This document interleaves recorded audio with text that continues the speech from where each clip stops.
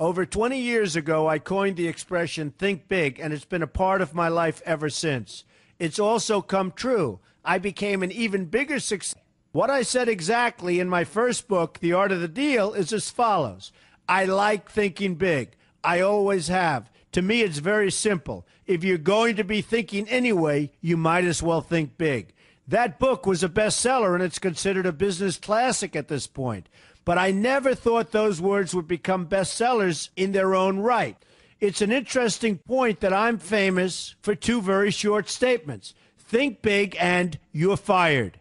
But let's stick to the first one for today. And I'd suggest strongly that you pay attention so that you won't have to hear the second one.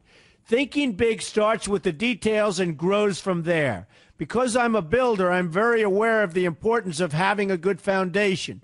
You can't take chances in construction. You can't be haphazard and say, well, maybe this will work, maybe it won't, so let's try it and find out. Because a lot of people will be at risk. I have to know if something will work or not. Every inch has to be accounted for. In other words, thinking big starts with being thorough. So number one, be thorough. Don't count on happenstance to get you anywhere because it won't.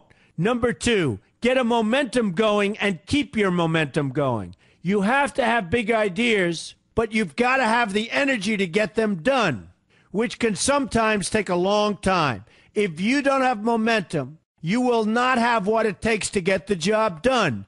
Patience alone isn't enough. I have a lawyer friend who used to refer to me as the reverse tornado who builds everything in his path.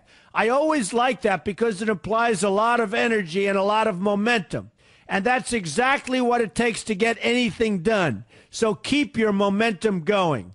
Number three, stay focused. You have to stay focused. The minute you lose focus, you will also be losing your momentum. They go together, and you will accomplish a lot more, even amazing things, if you make sure you keep these two things working together for you.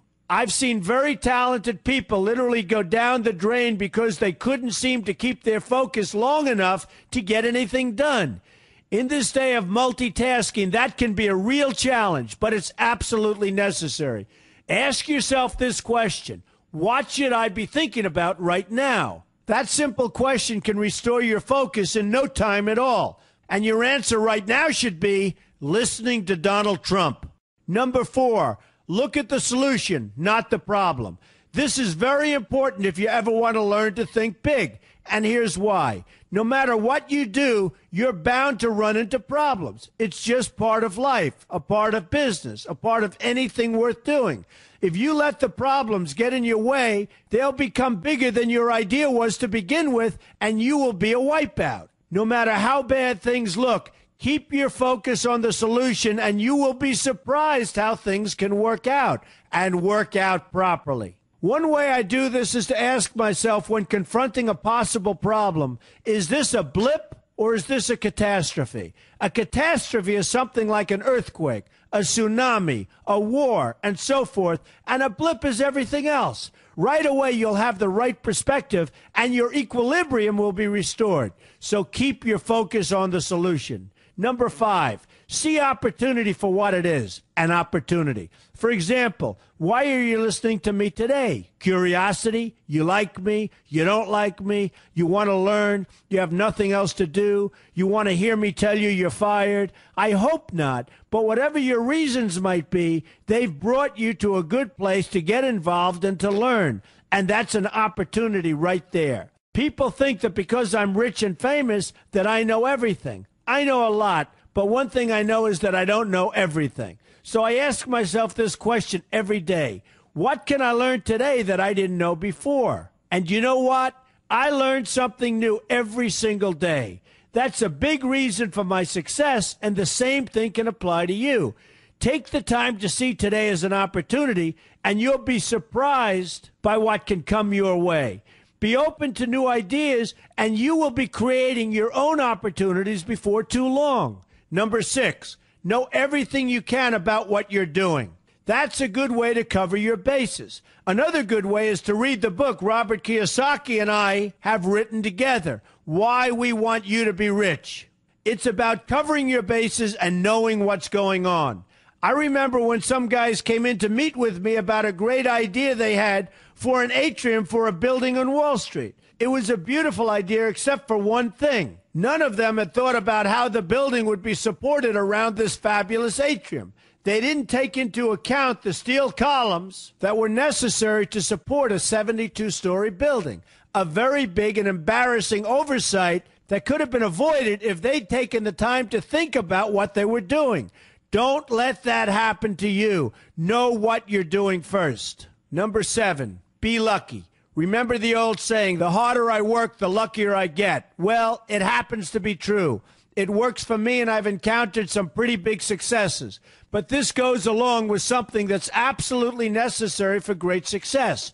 Be passionate. You have to love what you're doing if you want to be successful at it. My father told me that it's absolutely true. I might work 7 days a week, but it doesn't seem like work to me because I love what I'm doing. If you don't like what you're doing, find something else to do, or do it part-time until you can find something full-time. You will never be successful, happy, or healthy unless you're doing what you love to do.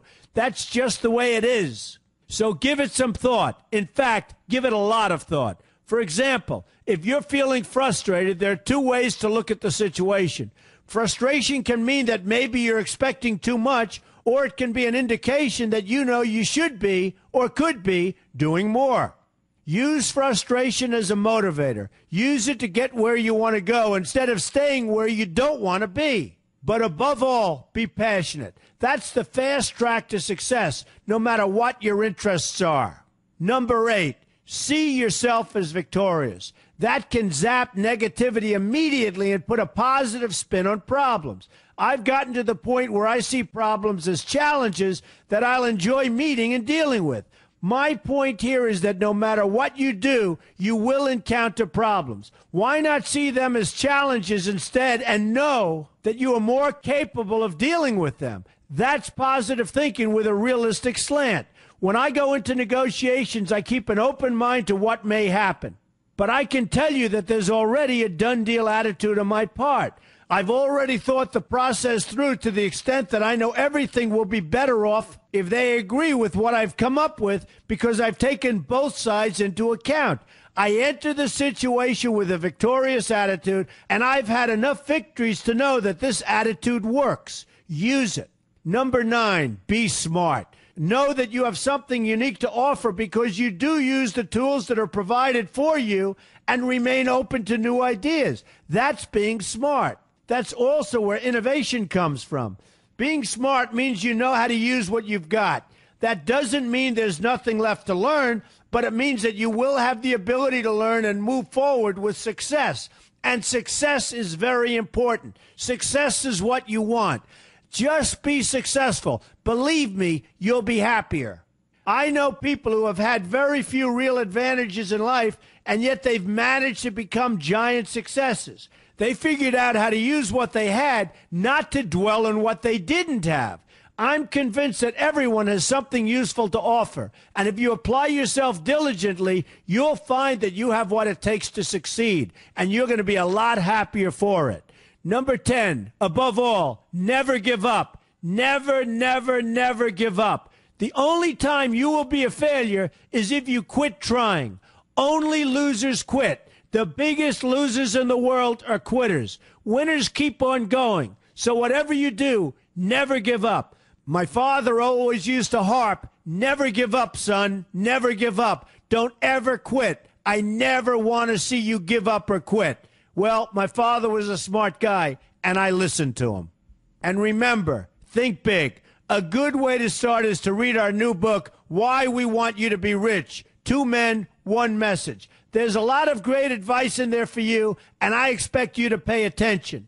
You're going to do fantastically well. You're going to be a winner, and I'm going to see you in the winner's circle.